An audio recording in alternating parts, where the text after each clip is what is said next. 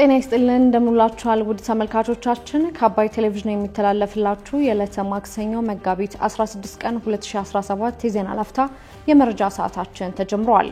2 ዓመት የሞላው የትግራይ ጊዜያዊ አስተዳደር በክልሉ አንጻራዊ የፖለቲካ ምህዳር መፍጠሩን ፖለቲከኞች መናገራቸውን በጌዲዮ ዞን ባለስልጣን የነበሩ ግለሰብ ያለመንጃ ፍቃድ መኪና ሲያሽከረክሩ በበርካቶች ላይ የሞትና የአካል ጉዳት ቢያደርሱም ከስራት ተፈተዋል ሲሉ የሟች ቤተሰቦች ቅሬታ ማቅረባቸውን እንዲሁም በኢትዮጵያ የፕሮጀክቶች ዋጋ ተለዋዋጭነትን ጨምሮ የኦዲት ሪፖርቶች ግልጽ አለማድረግ ችግር በቋሚ ኮሚቴው መገምገሙን ጨምሮ ሌሎች መረጃዎችን ይዘናል። ከዜናዎቹ ጋር ራቢያ ከድር አብራችሁ ቆይታ አደርጋለሁ።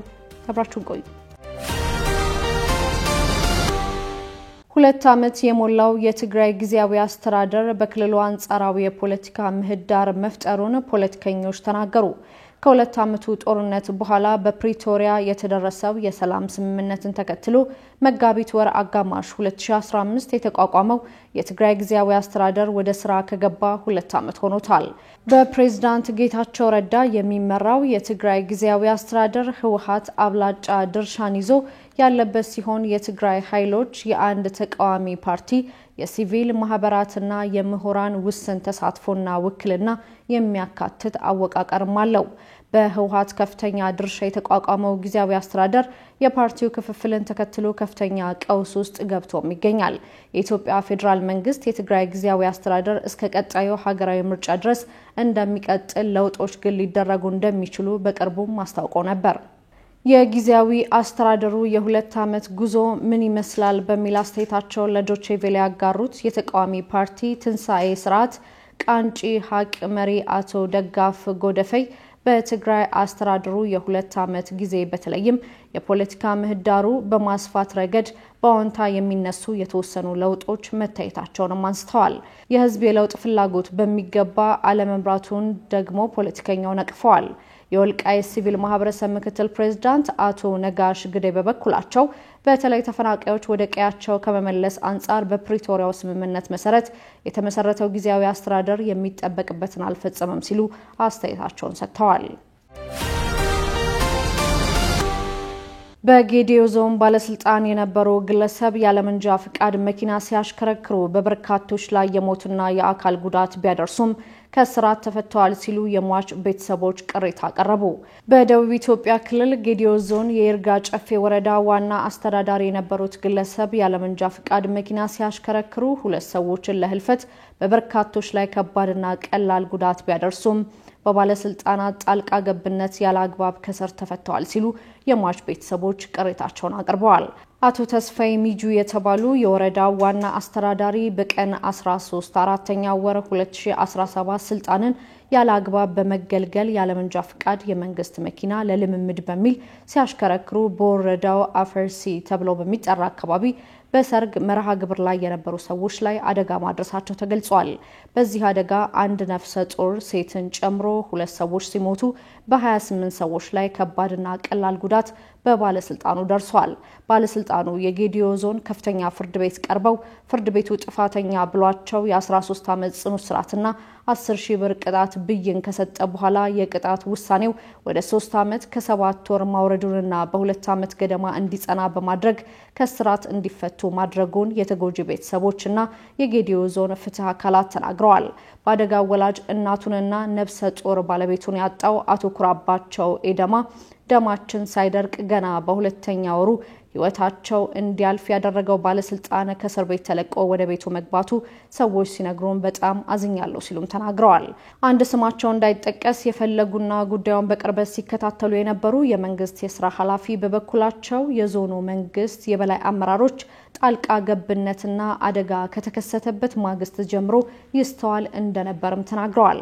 ቲኪቫ ኢትዮጵያ አስተያየታቸውን ሰጥተውኛል ያላቸው የስራ ኃላፊው በወቅቱ ተጎጂዎች ተገቢውን ሕክምና እንዲያገኙ ከማድረግ ይልቅ የሟች መቃብርን በሲሚንቶ በማሰራትና ባለስልጣኑ እንዳይታሰር በማድረግ ስራ ተወጥረው ነበር ሲሉም ጠቅሰዋል።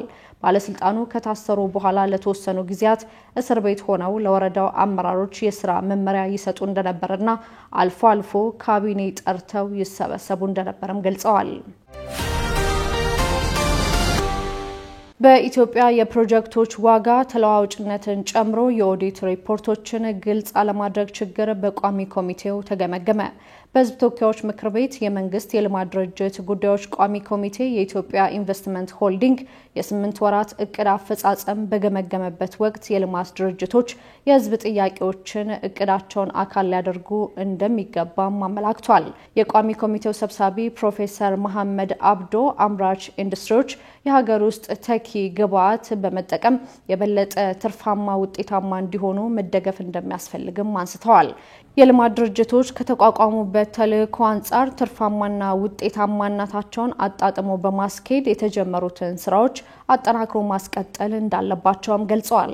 የፋይናንስ አጠቃቀምን በሚመለከት ግዢ ተሰብሳቢዎችን በወቅቱ መሰብሰብና ተያያዥ የፋይናንስ እንቅስቃሴዎችን እንዲሁም በወቅቱ ሂሳብ ከመዝጋት ረገድ በትኩረት ሊሰራባቸው እንደሚገባም ሰብሳቢው ጠቁመዋል።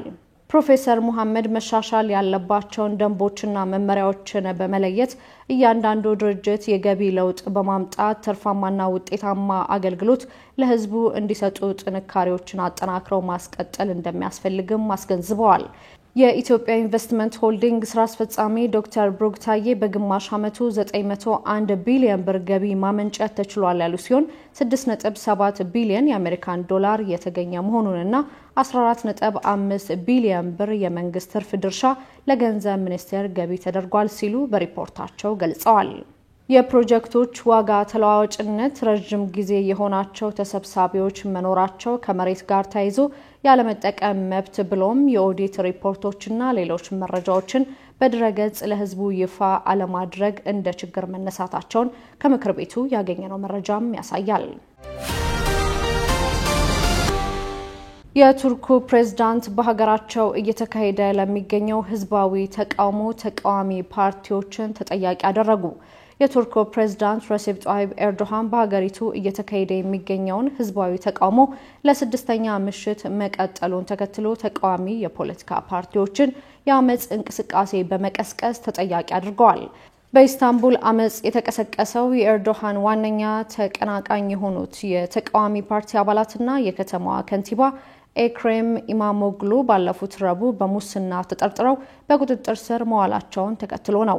ከሰኞ ምሽት ስብሰባዎች በፊት በወጡ አሃዞች የቱርኩ መንግስት ተቃውሞ ከተጀመረበት ጊዜ አንስቶ 1133 ሰዎች በቁጥጥር ስር መዋሉ ተገልጿል።